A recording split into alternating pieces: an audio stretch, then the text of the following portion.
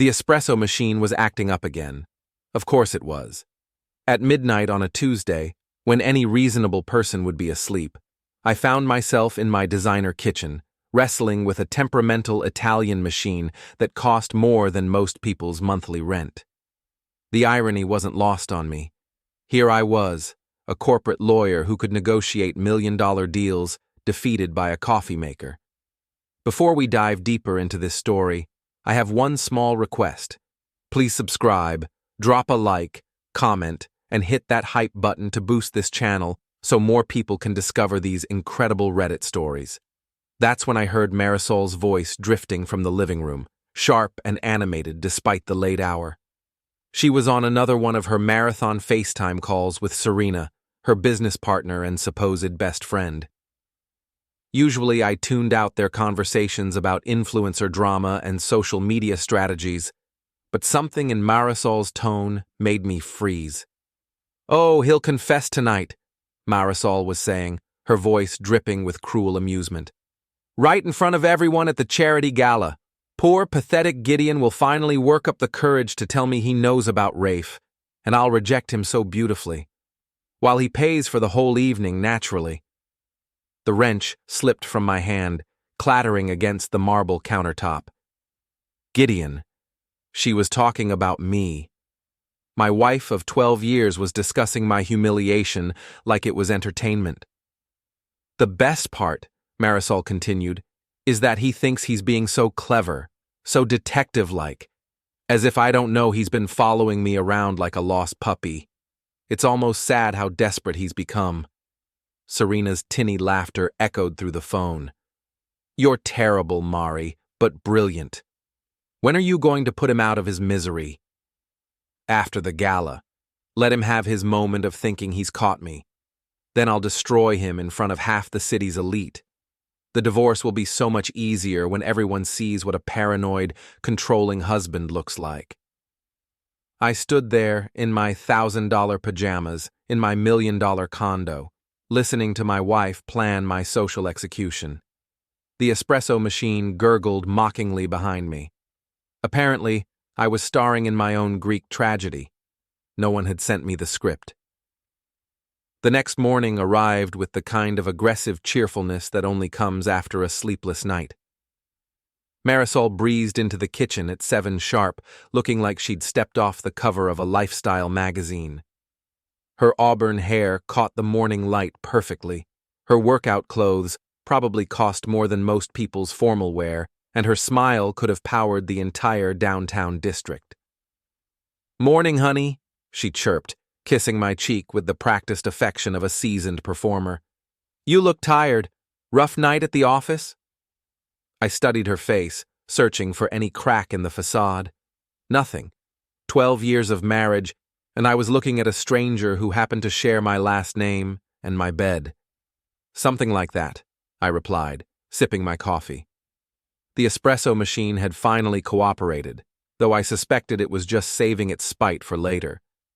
"How was your evening? You seem to be on the phone pretty late." "Oh, you know how it is. Crisis at the agency. One of our influencers had a complete meltdown over a brand partnership. Serena and I had to do damage control." She grabbed a green smoothie from the fridge. When had she made that? And checked her phone. "Speaking of which, I need to run. Meeting with the Hartwell Foundation about their social media strategy." The Hartwell Foundation. Right. I made a mental note to call my contact there later. Funny how easy it was to verify these things when you knew the right people. "Don't forget about Emily's recital tonight," I said, watching her reaction carefully. Marisol's perfectly manicured hand paused over her phone screen. Just for a second. "Of course not. Wouldn't miss it. Though I might be a few minutes late, this Hartwell meeting could run long." Our 16-year-old daughter had been preparing for this recital for months. Last week, Marisol had promised to help her pick out a dress. Yesterday, she'd forgotten entirely. Emily had stopped mentioning it around her mother. "I'm sure she'll understand," I said, my voice carefully neutral. "She's gotten used to your schedule."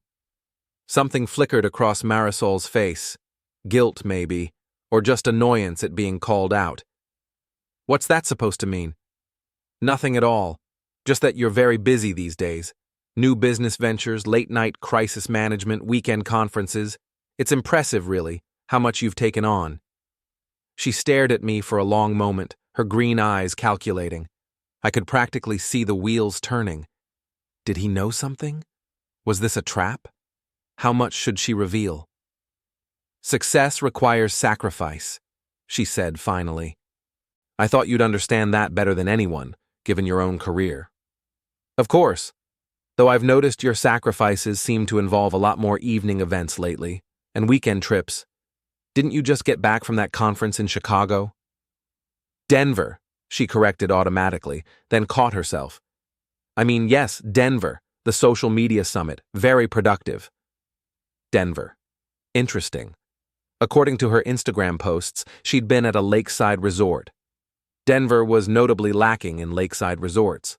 But Rafael Ortega, her business associate, and my growing suspicion, had posted photos from Lake Tahoe that same weekend. Same timestamps. Different cities, according to their stories. Well, I should let you get to your meeting, I said, standing to rinse my cup. Wouldn't want to keep the Hartwell Foundation waiting. She kissed my cheek again, her lips feeling cold despite the morning warmth. You're the best, Gideon. I don't know what I'd do without you. As she gathered her things and headed for the door, I wondered if she practiced these lines in the mirror. The loving wife, the dedicated professional, the woman who definitely wasn't planning to humiliate her husband at a charity gala while carrying on an affair with a tech startup CEO. The door closed behind her with a soft click, and I was alone with my thoughts and the morning news. The lead story was about a corporate scandal. Executives caught embezzling funds, their lives unraveling in real time as investigators peeled back layers of deception. I reached for my phone and scrolled through my contacts until I found the number I was looking for. Detective work wasn't just for the police. Sometimes it was for husbands who'd finally stopped being naive. Bobby, it's Gideon. I need a favor, and I need it to be completely confidential. Bobby Dre had been my junior associate for 3 years, and in that time she'd proven herself to be ruthlessly efficient, completely loyal, and blessed with an almost supernatural ability to find information that people preferred to keep hidden. If I needed someone to dig into Marisol's recent activities without leaving fingerprints, Bobby was my obvious choice. We met at a coffee shop downtown, far from both our office and Marisol's agency.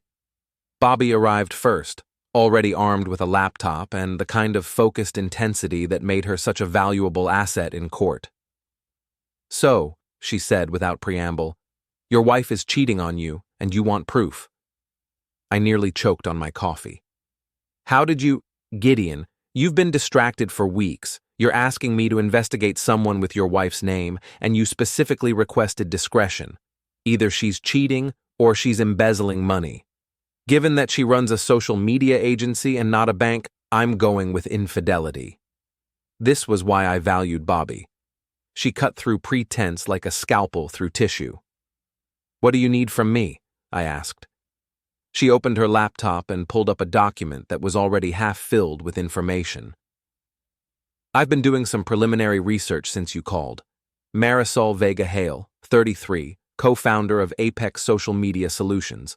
Married to you for 12 years, 1 daughter. Clean financial record, at least on the surface. But her travel patterns are interesting. She turned the screen toward me. In the last 6 months, she's claimed business trips to Denver, Seattle, Phoenix, and Miami. But her credit card statements tell a different story. Hotels in Tahoe, Napa, Scottsdale, and Key Largo. All luxury resorts. All booked for 2 people. My stomach clenched, but I kept my voice steady. Any idea who the second person might be? Rafael Ortega, 37, CEO of NextGen Digital Solutions.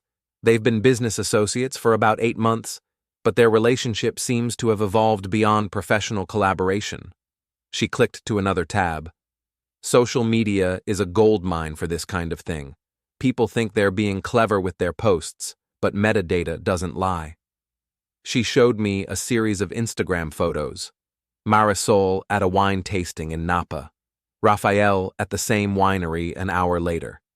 Different tables, different angles, but the same distinctive bottle of wine visible in both shots. Marisol's sunset photo from Key Largo.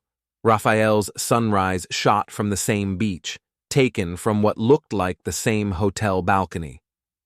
They're not even trying very hard to hide it, Bobby continued. Though to be fair, most people don't know how to really analyze digital footprints. Your wife probably thinks she's being discreet. I stared at the evidence on the screen, feeling something cold settle in my chest. It wasn't heartbreak.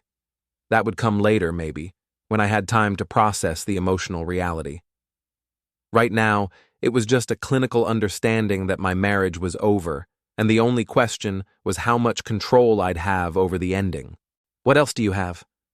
Bobby's smile was sharp. Text message metadata. They're using encrypted apps for most of their communication, but they slip up sometimes. Regular texts, usually late at night or early in the morning.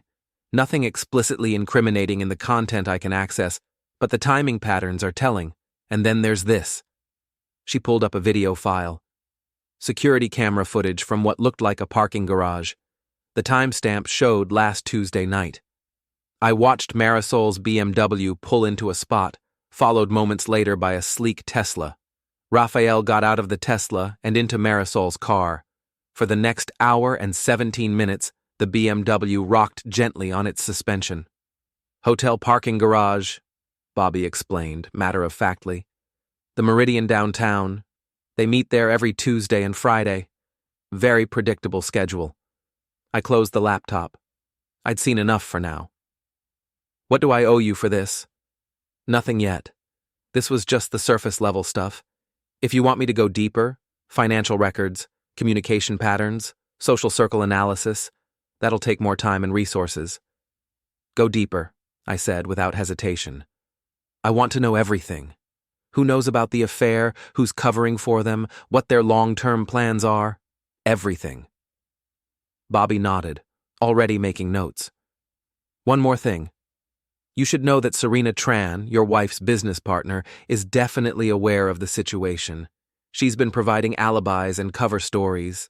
I found several instances where she's backed up your wife's false travel claims on social media. Of course Serena knew.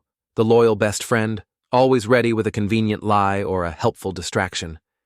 I thought about their phone conversation last night, the casual cruelty in their voices as they planned my humiliation. How long do you need? Give me a week for the full picture. But Gideon? She looked at me seriously. Whatever you're planning to do with this information, be smart about it. Revenge fantasies are satisfying, but criminal charges aren't. I stood up, leaving money on the table for both our coffees. Don't worry about me, Bobby. I'm a lawyer. I know exactly how far I can push before I cross any lines. As I walked back to my car, I felt something I hadn't experienced in months. Purpose. For too long, I'd been reacting to Marisol's increasingly distant behavior, making excuses for her absences, accepting her explanations without question. Now, I was going to take control of the narrative. My phone buzzed with a text from Marisol. Hartwell meeting running late. Won't make Emily's recital. Tell her I'm sorry and I'll make it up to her. I stared at the message for a long moment, then deleted it without responding. Emily didn't need another broken promise from her mother, and Marisol was about to learn that some things couldn't be made up for with apologies and excuses. The game was changing, and it was my turn to play. Emily's recital was beautiful. She played Chopin with the kind of passionate precision that reminded me why I'd fallen in love with music in the first place, back when I was young enough to believe that beauty could overcome cynicism. I recorded the entire performance on my phone, knowing that someday she'd want to remember this moment when her world wasn't complicated by her parents' disintegrating marriage. Afterward, as we drove home through the city's glittering downtown, Emily asked the question I'd been dreading. Where was Mom? She promised she'd be here. Work emergency, I said, the lie tasting bitter. You know how her business is." Emily stared out the window at the passing lights. At 16, she was old enough to recognize patterns, smart enough to draw conclusions. "She's been having a lot of emergencies lately." "Yes, she has." "Dad?" Her voice was small, uncertain. "Are you and Mom okay?" I wanted to lie, to give her the reassuring answer that would let her sleep peacefully for a few more weeks, but Emily deserved better than comfortable deceptions. "We're working through some things," I said carefully. "But whatever happens between your mother and me, it doesn't change how much we both love you." She nodded, but I could see her reflection in the window, and she looked older than 16. Divorce was like that. It aged everyone involved, stripping away the luxury of innocence. When we got home, Marisol's car was in the driveway. I found her in the living room, laptop open, surrounded by the organized chaos of her work life. She looked up when we entered, her smile bright and guilty. "Em, how did it go? I'm so sorry I missed it. The Hartwell people were impossible. They kept changing their requirements every 5 minutes." Emily hugged her mother dutifully. "It was fine. Dad recorded it." "Oh, wonderful. I can't wait to watch it." Marisol's eyes met mine over Emily's head, and I saw a flicker of something. Defiance, maybe, or just irritation at being caught in another lie. After Emily went to bed, Marisol and I sat in our living room like polite strangers, each absorbed in our respective screens. The silence stretched between us, filled with everything we weren't saying. "How was the Hartwell meeting?" I asked eventually. "Productive. They're very interested in our comprehensive social media strategy. It could be a significant contract." I nodded, making a mental note to check whether the Hartwell Foundation had actually met with anyone today. "That's great. You've been working so hard lately." "Success requires sacrifice," she said, echoing her words from the morning. "Speaking of which, we need to talk about the charity gala next week." The charity gala. The event where, according to her midnight phone call, she planned to humiliate me in front of half the city's elite. I kept my expression neutral. "What about it?" "I've been thinking we should make a significant donation, something that will get noticed. It's important for both our professional images." "How significant?" 50,000. Maybe 75? I nearly laughed. She wanted me to pay for the privilege of being publicly humiliated. The audacity was almost impressive. "That's a substantial amount," I said. "What charity is it for again?" "Children's literacy. Very worthy cause. And the guest list is incredible. Everyone who matters in the city will be there." Everyone who matters. Perfect witnesses for whatever performance she had planned. "Of course," I said. "Whatever you think is appropriate." She looked surprised by my easy agreement. "Really? You're not going to argue about the amount?" "Why would I argue? You're right that it's important for our professional images, and it is a worthy cause." She studied my face, looking for the catch. "Okay, good. I'll handle the arrangements." "Actually," I said, an idea forming, "why don't I take care of the donation? I have some connections with the Literacy Foundation. Might be good to strengthen those professional relationships." "Oh, sure. That would be great." I could see her mentally adjusting her plans. If I was handling the donation directly, she'd have less control over the timing and presentation, but she couldn't object without seeming suspicious. "Is there anything else you need help with for the gala?" I asked. "Anything I should know about the evening?" "No, nothing special. Just a typical charity event. Dinner, speeches, silent auction. You know how these things go."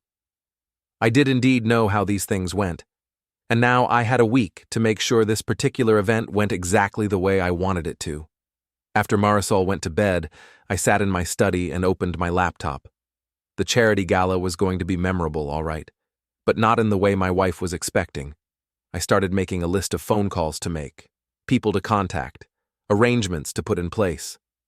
If Marisol wanted a performance, I'd give her one, but I'd be writing the script. Coach Biggs had been running Murphy's boxing gym for 30 years, and in that time, he'd seen every kind of man walk through his doors. Angry husbands, disappointed fathers, executives having midlife crises, kids from the neighborhood looking for direction. He had a talent for reading people, for knowing exactly what they needed to hear and when they needed to hear it. I'd been coming to Murphy's for 6 months, ever since I'd realized that my marriage was slowly suffocating me. The gym was everything my regular life wasn't: honest, straightforward, unforgiving. When you stepped into the ring, pretense got stripped away fast. You were either prepared or you weren't, focused or you weren't, strong enough or you weren't. "You're hitting angry today," Coach Biggs observed, watching me work the heavy bag. "Angrier than usual." I paused, breathing hard, sweat dripping onto the worn concrete floor. Just working through some stress. "Uh-huh." He handed me a towel. "Want to talk about it?" Coach Biggs had been a detective for 25 years before he opened the gym. He had the kind of patient, knowing eyes that made people confess things they'd never intended to share. I found myself telling him about Marisol, about the affair, about the investigation Bobby was conducting. "So, what's your plan?" he asked when I finished. "I'm working on it." That's not an answer. You've got evidence, you've got a timeline, you've got a public event where she's planning to humiliate you. What are you going to do about it? I hit the bag again, harder this time. I'm going to beat her at her own game. How? By being smarter, by having better information, by controlling the narrative instead of letting her control it. Coach Biggs nodded slowly. "And after you've won? What then?" I stopped hitting the bag. "What do you mean?" "Revenge is like boxing, son. Easy to start, hard to stop. You throw one punch, your opponent throws back, you escalate, they escalate. Before you know it, you're in a war instead of a fight. You need to know when you've won, and you need to be able to walk away. She's planning to destroy my reputation in front of everyone I work with, everyone I know. She's been lying to me for months, maybe longer. She's turned my own daughter against me. How am I supposed to just walk away from that?" I'm not saying walk away from defending yourself. I'm saying know what victory looks like, and don't let it turn into something that destroys you too. I thought about that as I finished my workout. Coach Biggs was right about the escalation risk, but he didn't understand the full situation. This wasn't just about the affair, or even the planned humiliation. This was about 12 years of slowly being diminished, of having my concerns dismissed, of being treated like a supporting character in my own life. My phone buzzed with a text from Bobby. "Found something interesting. Can you meet tonight?" I texted back, "My office, 8 p.m. As I drove home, I thought about Coach Biggs's question. What did victory look like? At minimum, it meant not being humiliated at the charity gala. But beyond that, it meant Marisol understanding that I wasn't the naive, controllable husband she thought I was. It meant consequences. Real ones. When I got home, Marisol was in the kitchen, preparing one of her elaborate salads that looked like art and tasted like disappointment.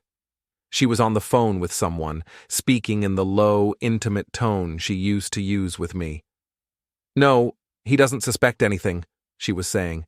"He's actually being weirdly cooperative about the gala, almost eager to help."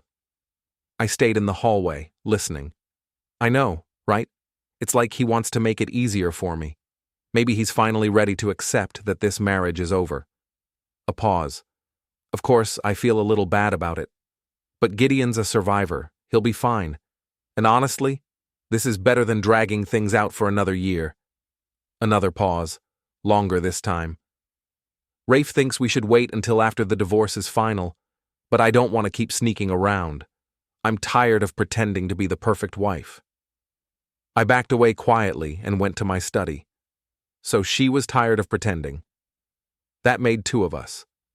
At 8 o'clock, I met Bobby at the office. She had a thick folder and the satisfied expression of someone who'd uncovered exactly what she'd been looking for. "You're going to love this," she said, spreading documents across my desk. "Your wife and Rafael aren't just having an affair, they're planning to merge their companies, And they're planning to cut Serena out of the deal. She showed me financial projections, email printouts, contract drafts. Marisol and Rafael had been working on a merger plan for months, using their personal relationship to negotiate a business deal that would effectively steal Serena's half of the agency. Serena doesn't know? I asked. Not yet, but she's going to find out soon. They're planning to present the merger as a fait accompli right after your divorce is finalized. Serena will have the choice of accepting a junior partnership or being bought out for a fraction of what her half is worth. I studied the documents, seeing the full scope of Marisol's deception. She wasn't just betraying me. She was betraying her best friend and business partner. The woman who'd been covering for her affair was about to be stabbed in the back. There's more, Bobby continued.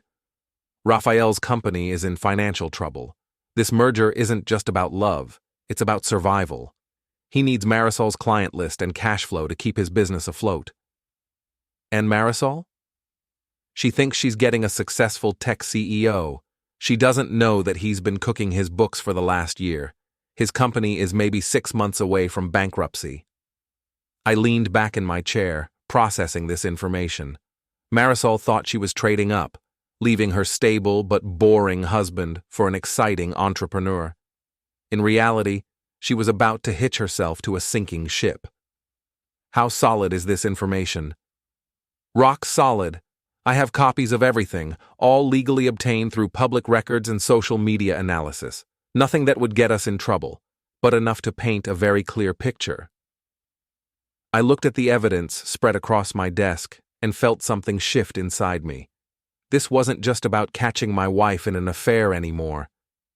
This was about revealing a web of deception that went far beyond our marriage. Bobby, I need you to do one more thing for me. Name it. I need you to find a way to get this information to Serena. Anonymously. Let her discover the truth about what her best friend and business partner are planning. Bobby's smile was sharp and knowing. I love it. Let them destroy each other. Exactly. And then, at the charity gala, when Marisol tries to humiliate me in front of everyone, I'll have some surprises of my own. As Bobby packed up the documents, I felt the same focused intensity I experienced in the boxing ring. The first round was about to begin, and I was ready to fight. The anonymous email reached Serena on Thursday morning, 3 days before the charity gala. Bobby had crafted it perfectly, just enough information to raise questions, with links to public documents that would lead Serena to the right conclusions. By Thursday afternoon, Serena was calling Marisol in a panic. I knew this because Marisol took the call while I was in the kitchen, and her voice carried through the house like a fire alarm. What do you mean, merger documents? Serena, I have no idea what you're talking about. I moved closer to the living room, staying just out of sight. Someone sent you financial projections? That's crazy. Why would anyone do that? Her voice was getting higher, more strained. No, of course I'm not planning anything behind your back. We're partners, remember? Equal partners. A long pause. Serena, you're being paranoid. Someone is obviously trying to cause trouble between us. Maybe a competitor or a disgruntled client. You can't believe everything you read in anonymous emails. But the damage was done. I could hear it in Marisol's voice, the slight tremor that meant she was scrambling to control a situation that was spiraling away from her. That evening, Marisol was distant and distracted. She picked at her dinner, checked her phone obsessively, and kept starting conversations that she couldn't seem to finish. How was your day? I asked, all innocent concern. Fine. Busy. Some drama at the agency, but nothing serious. What kind of drama? Oh, just Serena getting paranoid about some ridiculous rumors. You know how the social media world is. Everyone's always gossiping and stirring up trouble. That sounds stressful. It is. Sometimes I think about just walking away from the whole business, starting fresh somewhere else. I nodded sympathetically. With Rafael? The question hung in the air like smoke. Marisol went very still, her fork halfway to her mouth. What? Rafael Ortega, your business associate? Wouldn't he be a good partner for a new venture? Why would you ask that? Just seems like you two work well together. All those late meetings, weekend conferences. He obviously values your expertise. She set down her fork and looked at me directly. Gideon, what are you trying to say? Nothing. Just making conversation. You seem to spend a lot of time with him lately. He's a business associate. We're working on some potential collaborations. Of course, I'm sure they're very promising collaborations. She stared at me for a long moment, and I could see her trying to figure out how much I knew, how much I suspected. But I kept my expression neutral, mildly interested, the face of a husband making polite dinner conversation. I think I'll go to bed early, she said finally. Tomorrow's going to be a long day. After she left, I sat in the kitchen and allowed myself a small smile. The pressure was building. Cracks were starting to show. By Saturday night, the whole facade would come crashing down. My phone buzzed with a text from an unknown number. This is Serena. We need to talk. I stared at the message for a moment, then typed back, I think you have the wrong number. No, I don't. I know who you are, and I know what you know. Meet me tomorrow, 2 p.m., Starbucks on 5th Street. Come alone. Interesting. Serena wanted to negotiate. That could be useful.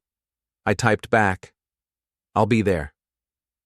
Friday afternoon found me sitting across from Serena Tran in a crowded coffee shop, watching her try to figure out how to handle a situation that was rapidly spinning out of her control. She looked tired, stressed, and angry, not at all like the confident fixer I'd seen at Marisol's side for the past year. You sent me those documents, she said without preamble. I don't know what you're talking about. Don't play games with me, Gideon. I know you know about Marisol and Rafael. The question is, what do you want? I sipped my coffee, taking my time. What makes you think I want anything?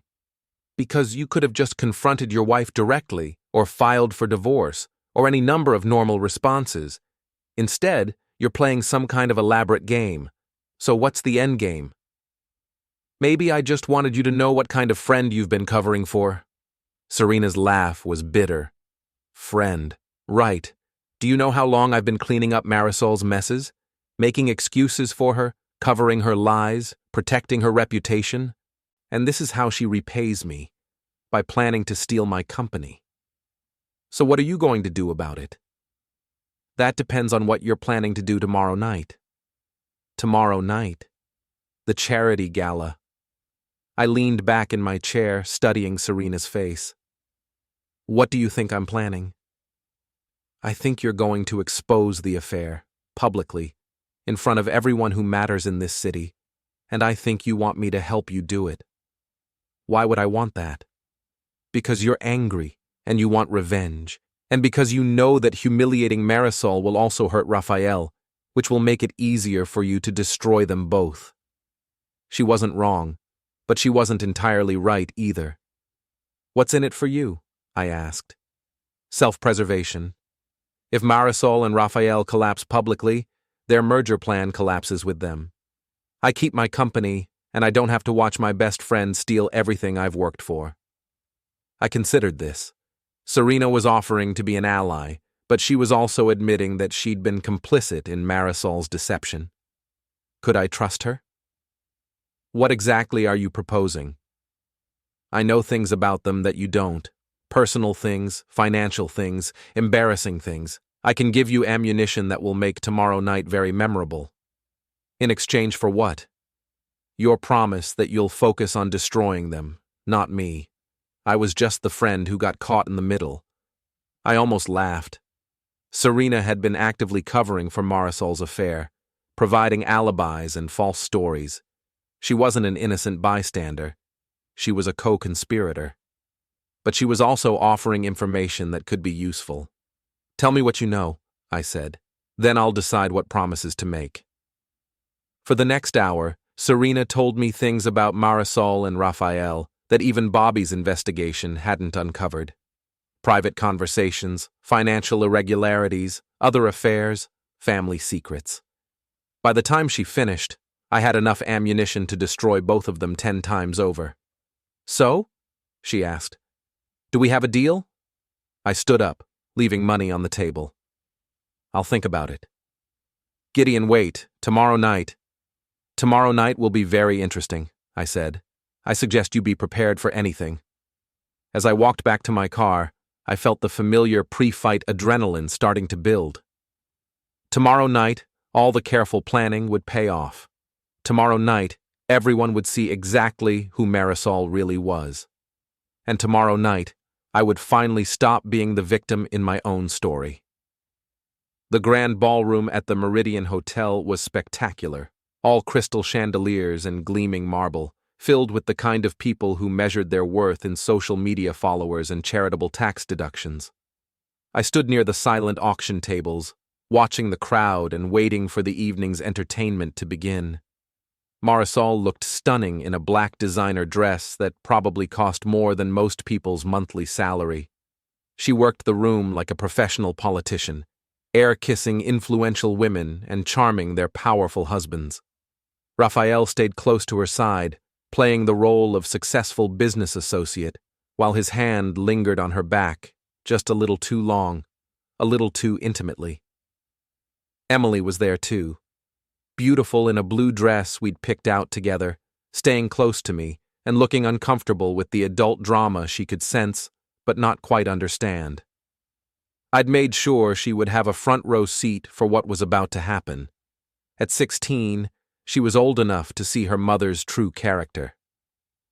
"Ladies and gentlemen," the master of ceremonies announced, "we're honored to have Gideon Hale, one of our most generous supporters, say a few words about tonight's cause." This wasn't part of Marisol's plan. She looked confused, then alarmed as I walked to the microphone. We'd agreed that she would make the speech about our donation. But I'd made some last-minute changes to the program. "Thank you," I said, my voice carrying clearly through the sound system. "I'm here tonight to talk about literacy, about truth, and about the importance of reading between the lines." Polite applause. Marisol was standing near the back of the room now, her face pale. My wife Marisol and I have always believed in supporting education, in helping children learn to distinguish between fact and fiction. It's a skill that serves them well throughout their lives. More applause. I could see Rafael whispering urgently in Marisol's ear. "Speaking of distinguishing fact from fiction, I'd like to share some interesting reading material with you tonight." I nodded to the hotel staff, who began distributing packets to each table. Inside each packet was a carefully curated selection of documents: photographs from Marisol and Rafael's secret trips, financial records showing their planned merger, copies of text messages discussing their affair, and a detailed timeline of their deception. "You'll find some fascinating documents in your packets," I continued.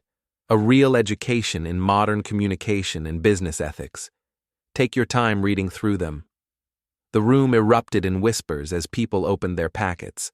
I watched Marisol's face go from pale to ashen as she realized what was happening. "Now, I know what some of you might be thinking," I said, my voice carrying over the growing murmur of the crowd. "Why would someone share such personal information at a charity event?" The answer is simple: because truth matters, because honesty matters. Because when someone plans to humiliate you in public, sometimes the best defense is a good offense. Marisol was pushing through the crowd now, trying to reach the stage. Rafael had disappeared entirely, probably heading for the exit. "My wife planned to use this evening to announce our divorce," I continued. "She wanted to do it here, in front of all of you, as a way of controlling the narrative. She wanted you to see me as the pathetic husband who couldn't keep his wife interested." I paused, looking directly at Marisol, who had stopped moving and was staring at me with something approaching terror. But here's what she didn't count on. I'm not pathetic, and I'm not naive. I'm a lawyer who knows how to investigate, how to gather evidence, and how to present a case. And the case against my wife and her business partner is pretty compelling. The room was completely silent now, except for the rustle of papers as people read through the documents. You'll notice in your packets that Marisol and Rafael have been planning more than just an affair. They've been planning to merge their companies in a way that would defraud Marisol's current business partner. You'll also notice that Rafael's company is essentially bankrupt, making this less of a merger and more of a rescue operation. I could see Serena near one of the side tables, reading through the documents with a satisfied smile. She'd kept her end of our bargain, providing additional information that made the case against Marisol and Rafael even more damning. Now, I want to be clear about something, I said, my voice dropping to a more conversational tone. I'm not doing this out of spite or revenge. I'm doing this because actions have consequences, and deception has a price. My wife chose to betray our marriage, betray her business partner, and plan to humiliate me in public. Tonight, she gets to experience what public humiliation actually feels like. Marisol had reached the front of the room now, her face streaked with tears and makeup. "Gideon, stop," she said, her voice breaking. "Please." I looked down at her, this woman I'd loved for 12 years, this stranger who'd been planning my destruction while sleeping in my bed. "Stop what, Marisol? Stop telling the truth? Stop defending myself? Stop giving these good people an education in what real deception looks like?" "You're destroying everything," she whispered. "No," I said, stepping away from the microphone and walking down from the stage. "You destroyed everything. I'm just making sure everyone knows who's responsible."